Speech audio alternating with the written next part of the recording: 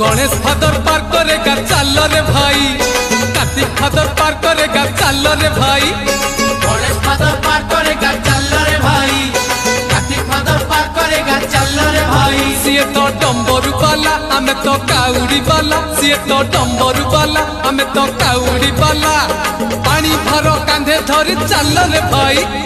Ganesh father पार करेगा चल रे भाई, कार्तिक फादर पार करेगा चल रे भाई।